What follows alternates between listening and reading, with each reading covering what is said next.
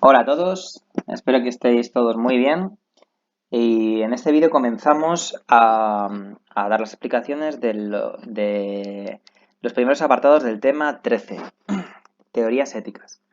Ya habíamos hablado en el tema anterior que lo que estábamos haciendo era más que nada preparar el terreno, viendo algunos conceptos generales sobre ética y moral, algunas diferenciaciones también, para ya ahora dar el paso por fin, en este tema 13, a las distintas teorías éticas, bueno, no todas, pero algunas de ellas, las más relevantes, que se han defendido a lo largo de la historia. Vamos a comenzar en este vídeo, vamos a intentar dar los tres primeros apartados, estos tres. Eh, el debate ético y político entre Sócrates y los sofistas, ¿no? La ética de Aristóteles y las éticas posteriores, que son las éticas helenísticas. ¿Vale? Digamos que esto pertenecería al mundo antiguo.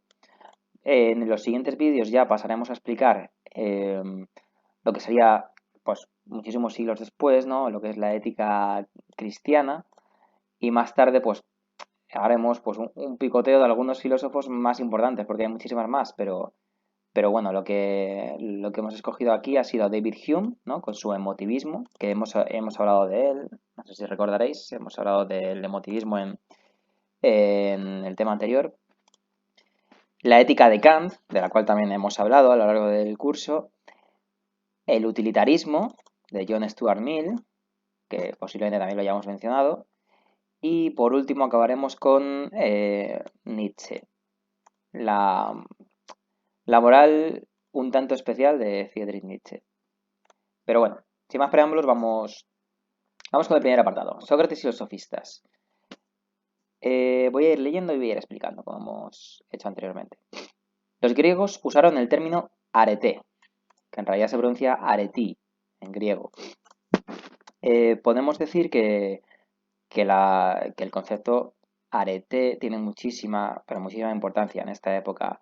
Arete significa virtud, excelencia. Bueno, sigue leyendo por aquí. Como término genérico para designar cualquier excelencia que mostrara el ser humano, tanto en el orden intelectual, la inteligencia, como en el orden moral, la templanza, nos da el ejemplo de la templanza, o la valentía, cualquier otro, como en el orden de las artes y las técnicas. Cualquier tipo de habilidad, destreza, saber construir cualquier cosa, ¿vale? Pertenecería, o saber pintar un cuadro, pertenecería a este ámbito, ¿no? Artes y técnicas. Entonces, cualquier excelencia, cualquier virtud, el hacer bien, el obrar bien, ya sea en el ámbito intelectual, ¿no? En la sabiduría, por ejemplo, ¿no? Ya sea en el ámbito más puramente moral, ¿no? Eh, Valentía, templanza, o en el ámbito de saber hacer cosas, ¿no? Las artes o las técnicas, estaríamos hablando de virtud, ¿no? Tanto la templanza es una virtud, como la inteligencia es una virtud, como habilidades y destrezas, pues saber construir una maqueta del Taj Mahal es una virtud, ¿no? O saber tocar el piano, ¿no? O pintar un cuadro. Entonces, perdonad si me oís un poco la voz así un poco mal, pero ya ha empezado la temporada de alergia y no hay manera. No puedo evitarlo, así que intentaré hablar lo más claro posible. Vamos con Sócrates. Con él se inicia propiamente la reflexión filosófica sobre moral. ¿Por qué decimos esto? Porque anteriormente, ¿qué ocurría en el pensamiento presocrático? Que básicamente los primeros filósofos, como recordaréis, se interesaban por el arjé, ¿no? Mejor dicho, el arjí, que es decir, el origen del universo, pero más que nada ellos se les conocía como los físicos. ¿Por qué? Porque preguntaban sobre la fisis. La fisis es el universo, es la naturaleza. Entonces, lo que hizo Sócrates constituyó un gran cambio. ¿Por qué? Porque ya en la Atenas del siglo V lo que ocurría es que ya no se daba tanta importancia a esas cuestiones cosmológicas, ¿no? Sobre cómo es la naturaleza, cómo es el mundo, sino que se abre paso el plano moral, el plano humano. Entonces Sócrates va a centrar su reflexión en la moral y en todo el ámbito humano. Para él, para él no es posible, aquí me rata, no es posible dar con definiciones de las virtudes, aretes, las virtudes morales, que sean universales Perdón. Para él sí nos es posible dar con definiciones de las virtudes morales, que sean universales y aceptables por todo ser racional. Es decir, sí que podemos dar definiciones generales universales de las distintas virtudes, ¿no? ¿Qué es el bien? ¿Qué es la justicia? ¿Qué, ¿no?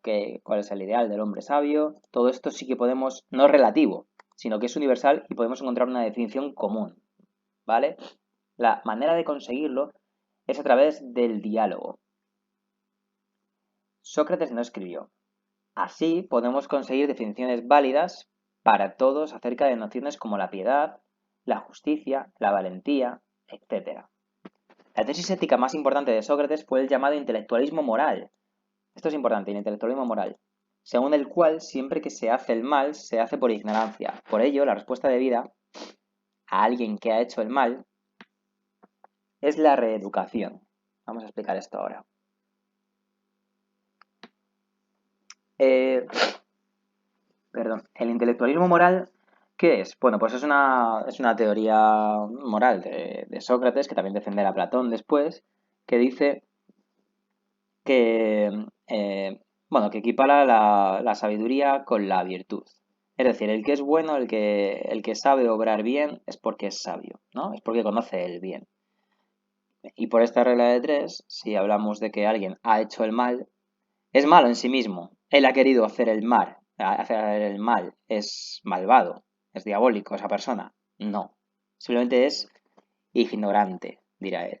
Esa persona que actúa mal lo hace ni más ni menos que porque no conoce el bien, ¿vale? Esta es la idea del intelectualismo moral, ¿no? Que por el propio, ¿no? Su propio nombre lo indica, ¿no? Intelectualismo, ¿no? Se trata de conocer la moral. Una vez que conocemos la moral, pues no nos queda otra que actuar bien. Porque si conoces el bien, actúas bien. El que actúa mal es porque está equivocado y tiene desconocimiento del bien. Bueno, continuamos.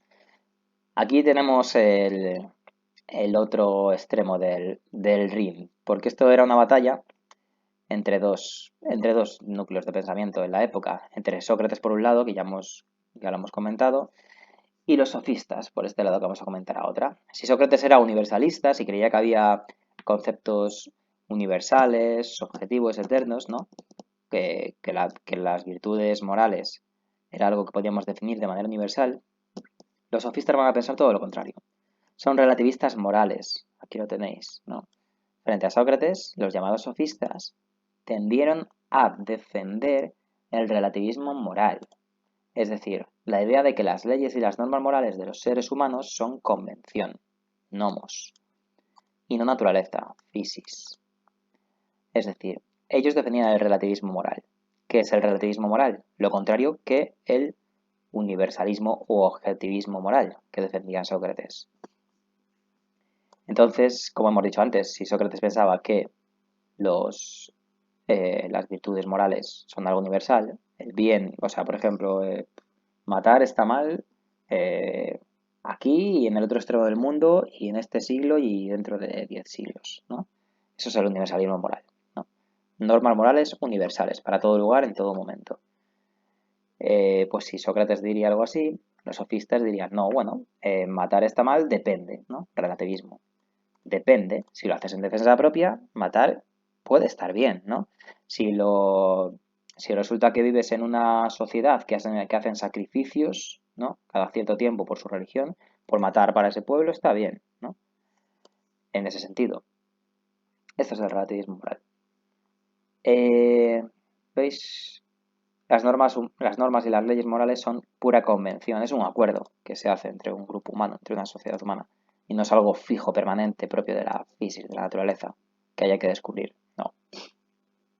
Bueno, ¿quién será uno de los mayores protagonistas del mundo de los sofistas? Es Protágoras, uno de los sofistas más famosos, conocidos e importantes.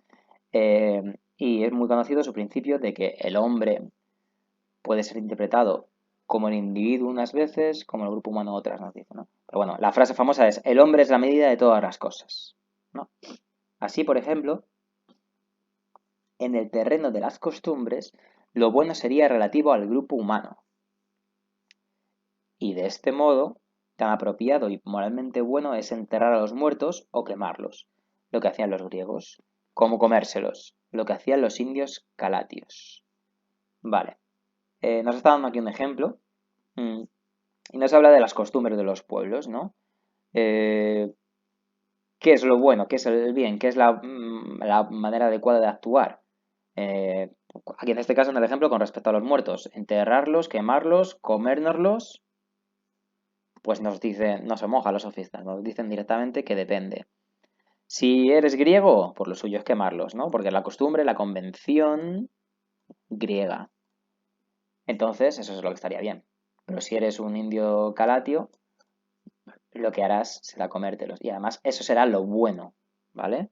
Eso será lo bueno en esa sociedad. Entonces, ¿hay un bien, hay un mal absolutos? No. El relativismo moral y Protágoras, ¿no? Como uno de sus protagonistas, nos dicen que no.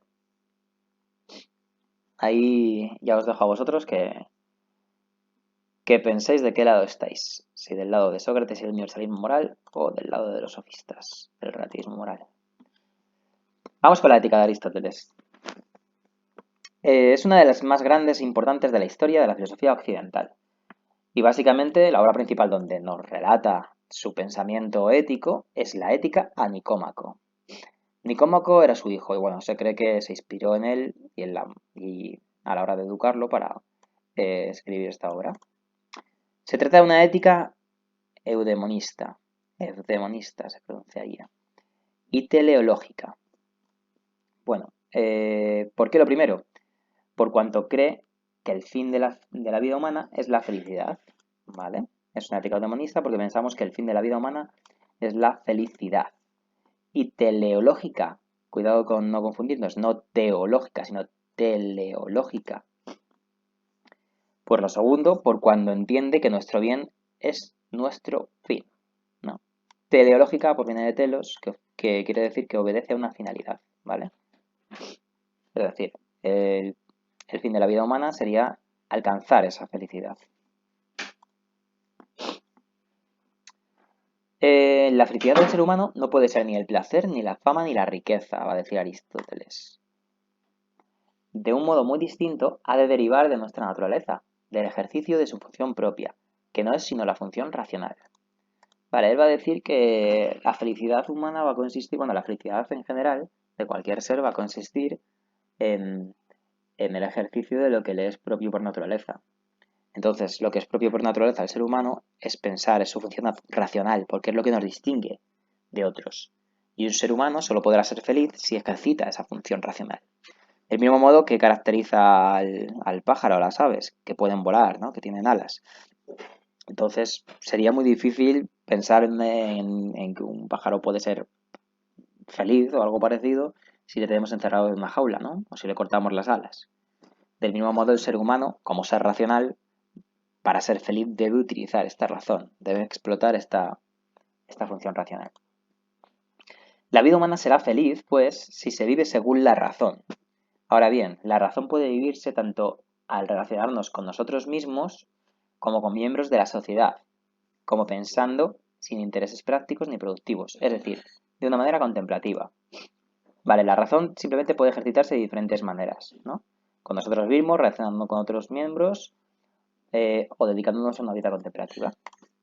Para vivir racionalmente en relación a nosotros mismos, que somos alma y cuerpo, y a la sociedad, hemos de vivir según la virtud moral. Esto es importante. Según la virtud moral. Vamos a ver cuál es. Cuál es la manera buena de vivir. Esta se identifica con la moderación o elección del término medio en nuestras elecciones. Vale, definición. Para Aristóteles, la virtud consiste en el término medio entre dos extremos opuestos. Uno por exceso y el otro por defecto. Y vamos a explicarlo con un ejemplo. Lo dice aquí, pero bueno, lo voy diciendo igualmente. ¿Qué quiere decir esto de que la virtud consista en el término medio entre dos extremos, uno por exceso y otro por defecto? Bueno, pues imaginémonos esos dos extremos, ¿no? Y en el centro, una virtud.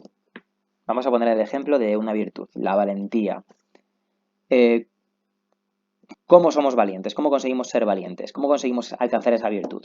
Nos dice Aristóteles, vale, pues esa virtud está justo en el término medio, en el equilibrio, entre dos extremos viciosos, entre dos extremos que no son virtuosos, que son todo lo contrario, que son viciosos, ¿vale? Entonces, ¿cuáles son esos dos extremos? Vamos a buscar uno por exceso. Nos hemos pasado, ¿no? Si nos hemos pasado de valientes, ¿no? En el mal sentido, ¿qué somos? Somos unos temerarios, ¿no? Entonces, en el extremo del exceso tendríamos la temeridad, ¿no? Nos hemos pasado de valientes, somos unos temerarios. Pero en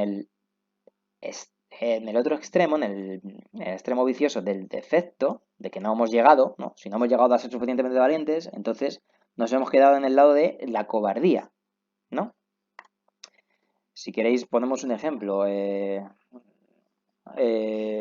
Estoy de excursión, bueno, estamos de excursión con otras personas, ¿no? Con un grupo de personas, ¿no? Y bueno, hay dos personas que se separan y siguen caminando y hay un precipicio y bueno, hay que saltar al otro extremo, ¿no? Hay una grieta en el suelo muy grande y hay que saltar al otro extremo, hay que dar un salto y llegar al otro extremo.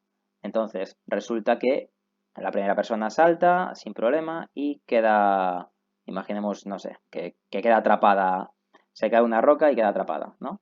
Entonces, digamos que que vosotros tenéis que saltar esa grieta, ¿no?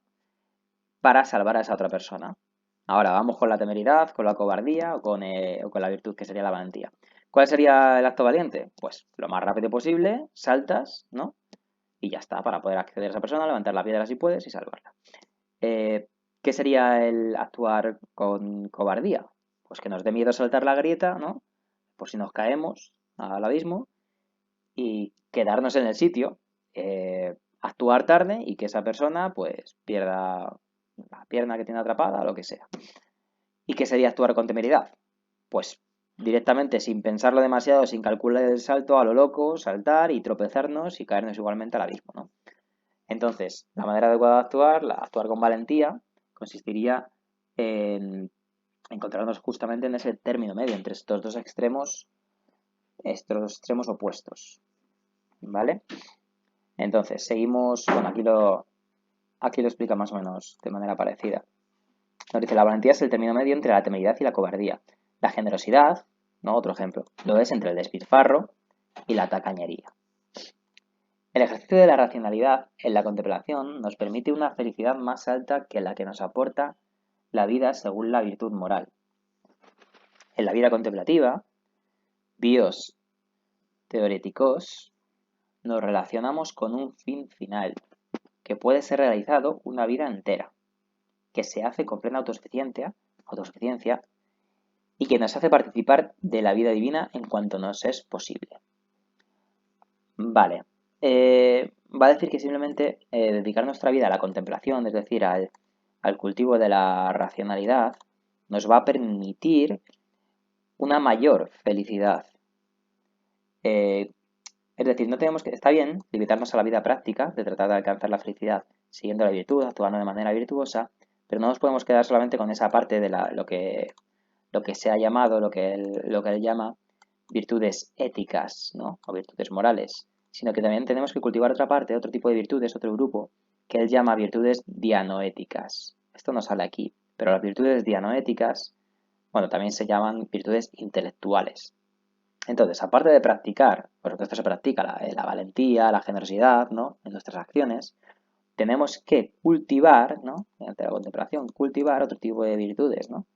Como la sabiduría, ¿no? Que es algo que no consiste tanto en la práctica, ¿no? Sino en la contemplación. Y esto nos reportará un tipo de vida con una felicidad más alta. ¿Veis? Porque en este tipo de vida nos relacionamos con un fin último. Vale, más o menos yo creo que tendríamos algunas ideas básicas de la ética de Aristóteles. Se dice muy poquito, pero bueno, si necesitáis que lo amplíen, solo me lo decís y lo ampliamos un poquito más. Vamos con el último apartado que vamos a explicar hoy. Las éticas helenísticas.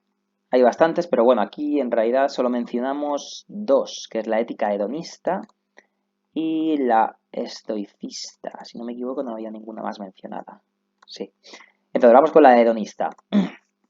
La ética hedonista, bueno, se conoce como la ética del placer. Dice que nuestra felicidad está basada en la búsqueda del placer, ¿no? Y en obviamente, pues evitar en la medida de lo posible el dolor. Esta escuela fue fundada por Epicuro en el siglo, bueno, entre el siglo III y el IV antes de Cristo. Es hedonista y materialista, nos dice. No hemos de temer, dice Epicuro, ni la muerte, ni a los dioses, ni al destino. Hemos de vivir con prudencia y virtud, en amistad y buscando los placeres naturales y necesarios, pero evitando los restantes. De este modo evitaremos el dolor y la perturbación del alma. ¿Veis lo que dice? No hemos hablado, sí, de que es la ética que busca meramente el placer, pero no solamente eso, sino que no busca placeres innecesarios, ¿no? Mirad, aquí lo dice. Hemos de vivir con prudencia y virtud, en amistad y buscando los placeres naturales y necesarios, pero evitando los restantes. Es decir, solamente centrándonos en los placeres naturales y necesarios. No en los artificiales, innecesarios, ¿no? Y toda esta serie de cosas. ¿Veis? Así evitaremos el dolor y toda perturbación del alma. Vivir en armonía se trata básicamente, vivir en paz. En Roma el epicureísmo estará representado por Lucrecio. Al epicureísmo se le conoce también como escuela del jardín. Bueno, vale, quedémonos con lo del principio, ¿vale? Es la ética que consiste en que la felicidad se busca a través del placer, pero no placeres artificiales, no placeres innecesarios, ¿no? No, en realidad, bueno, aquí no dice gran cosa, pero Epicuro jamás te diría, bueno, pues como te gusta comer dulces y la ética y mi ética consiste en que para ser feliz tienes que hacer lo que te dé placer, pues venga, líate a comer dulces y ya está. No, no es eso. Porque si te lías a comer dulces, te va a doler la tripa o vas a tener problemas de salud. Entonces, eso te reportará un mayor dolor, ¿no? Si ponemos en la balanza el placer que has obtenido y el dolor que has obtenido a raíz de ese tipo de comportamiento, está claro que lo que va a pasar mal es el dolor. Y por tanto no se cumpliría esta ética del placer. Porque es una ética del placer, pero después de un cálculo absoluto. Es decir, una vida dedicada a, yo qué sé, al despilfarro, a la gula, a la lujuria, ¿no? A dejarnos llevar desenfrenadamente por los placeres, lo que va a reportar al final es una vida de sufrimiento, una vida de desgracias. Entonces Epicuro, por supuesto, que jamás estaría de acuerdo con eso. Él lo que quiere es todo lo contrario, lo que quiere es armonía, es virtud, es prudencia, ¿no? Es no tener perturbación del alma, estar tranquilos, estar bien, ¿no? Estar felices, en ese sentido. Por lo tanto, él sí, él la verdad es que va a, va a incitar a la búsqueda de placeres, pero que sean naturales y necesarios, ¿vale? Es decir, pues con cierta medida. Vale, vamos con el estoicismo, que sí que tiene algún tinte parecido a la ética hedonista, pero hay grandes diferencias. Vamos a ver. Bueno, nos explica que toma su nombre de un pórtico llamado Stoa Piquile, pero se pronuncia Piquile, donde enseñaba Zenón de Citio. Zenón es su fundador, ¿vale? Es el fundador del estoicismo. Creían los estoicos que el destino era inexorable y lo identificaban con la razón divina. Aceptar el destino era ser libre. Además, proponían una vida de austeridad en los placeres y la autosuficiencia, autarquía y la autarquía. Por eso que su ética puede resumirse en el principio sustine et abstine, resiste y abstente. El sabio, pues, no nadará a contracorriente, sino que aceptará lo inevitable sin reproches. A diferencia del epicureísmo, a diferencia del epicureísmo, persigue la participación en la política y enseñaba también un cierto cosmopolitismo y la igualdad de todos los seres humanos. En Roma, el estoicismo estará representado por Séneca, Epícteto y Marco Aurelio. Quedaos también con estos nombres, ¿vale? Con la representación romana, ¿no? O latina de estas escuelas helenísticas, ¿vale? Antes, en primer lugar, hablamos de Epicuro y de la ética hedonista, pero tenemos que saber que después, en el siglo I, teníamos a Lucrecio. Del mismo modo, ahora hablamos del estoicismo. Y sabemos que su máximo representante, su fundador, fue Zenón de Citio. Pero también tenemos que saber que en el mundo latino será Séneca, importantísimo, Epíteto y Marco Aurelio, son más representantes. Bueno, el estoicismo es muy famoso. La actitud estoica es aquella que nos dice que el destino es inexorable, que pase lo que pase, nosotros, es verdad, no tenemos poder sobre las circunstancias, sobre lo que nos pueda ocurrir, lo que pueda pasar en el mundo o a nosotros. Nuestro poder es muy limitado. Sin embargo, sí que tenemos un gran poder cuando se trata de nosotros mismos, de nuestro interior, no de las circunstancias externas, sino de mi manera de reaccionar ante esas circunstancias. Ante una misma desgracia o una misma circunstancia grave que le ocurra a cualquier persona, yo puedo reaccionar de una manera y otra persona puede reaccionar de una manera completamente distinta. ¿A qué se debe esto? Pues a que el poder de canalizar lo sucedido y las circunstancias, el poder de reconducir eso y de reaccionar ante ello, está en nuestras manos. Esto es lo que dice el estoicismo, que mi calma, mi capacidad de controlar cómo me siento y lo que pienso, eso es algo que ninguna circunstancia puede mover. ¿Vale? Entonces eso sería. Y dejamos aquí el vídeo, que nos ha quedado un poco largo. Espero que todos estéis muy bien y cualquier duda, preguntadme, que a lo mejor hay cosas que hay que extender un poquito más. Preguntadme o decidme cualquier cosa y yo lo amplío o os envío más. Hay vídeos muy buenos donde están esto explicado también. Lo que necesitéis, ya sabéis dónde estoy. Cuidaros mucho.